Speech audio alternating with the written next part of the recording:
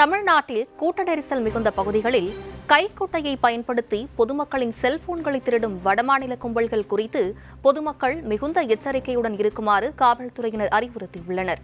கடந்த சில வாரங்களாக மதுரை, சென்னை உட்பட தமிழ்நாட்டின் பல்வேறு நகரங்களில் ரயில் நிலையங்கள், வணிக வளாகங்கள், நெருக்கடியான கடைத்தெருக்கள் போன்ற கூட்டம் நிறைந்த பகுதிகளில் செல்போன்கள் திருடு போவது தொடர்கதையாக நீள்கிறது. சென்னை மற்றும் பிற நகரங்களில் இயங்கி வரும் மேற்கு வங்கம், ஜார்க்கண்ட் மாநிலங்களைச் சேர்ந்த ஒரு கும்பல் இதன் பின்னணியில் இருப்பதாக தெரிய வந்துள்ளது.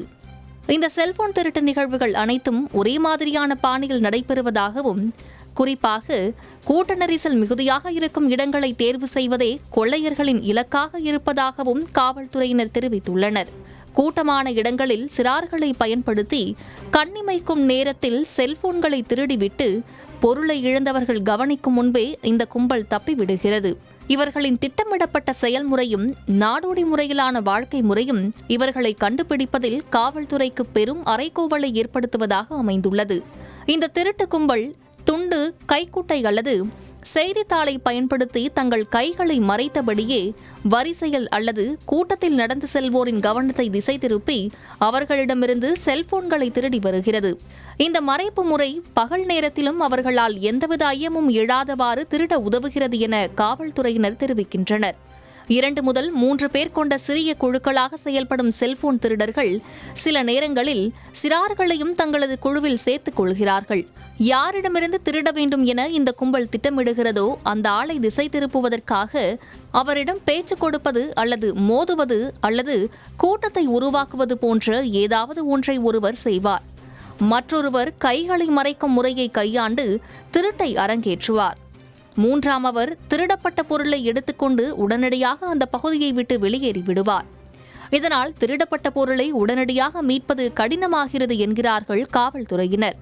காவல்துறையிடம் பிடிபடாமல் இருக்க இந்த கும்பலை சேர்ந்தவர்கள் ஒரு நாடோடி வாழ்க்கை முறையை பின்பற்றுவதும் தெரிய வந்துள்ளது. ஒரு நகரத்தில் திருட்டை அரங்கேற்றிய பிறகு கட்டுமான தளங்களில் வேலை பார்க்கும் பிற வடமாநில தொழிலாளர்களிடம் தஞ்சமடைந்து அவர்களது தங்குமிடங்களை பயன்படுத்தி ஒளிந்து கொள்கின்றனர்.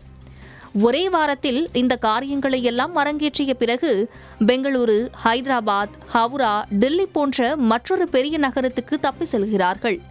இந்த இடமாற்றம் காவல்துறையால் அவர்களை எளிதில் கண்டுபிடிக்க முடியாமல் செய்துவிடுகிறது. திருட்டை அரங்கேற்ற சிறார்களை பயன்படுத்துவது சட்ட சிக்கல்களை உருவாக்குவதாகவும், இதனால் சிறைப்பிடிக்கப்படுபவர்கள் விரைவில் விடுவிக்கப்படும் நிலை ஏற்படுவதாகவும் காவல்துறையினர் தெரிவிக்கின்றனர். எனவே ரயில் நிலையங்கள், பேருந்து நிறுத்தங்கள், வணிக வளாகங்கள் மற்றும் கடைத்தெருக்கள் போன்ற கூட்டமான இடங்களுக்கு செல்லும் பொதுமக்கள் மிகுந்த எச்சரிக்கையுடன் தங்களது செல்போன்கள் மற்றும் மதிப்புமிக்க பொருட்களை பாதுகாப்பாக வைத்திருக்க வேண்டும் எனவும், ஒருவேளை திருட்டு நடைபெற்றால் அது குறித்து உடனடியாக குற்றச்சாட்டு அளிக்குமாறும் காவல்துறை கேட்டுக் கொண்டுள்ளது. வேந்தர் செய்திகளுக்காக முகிலன்.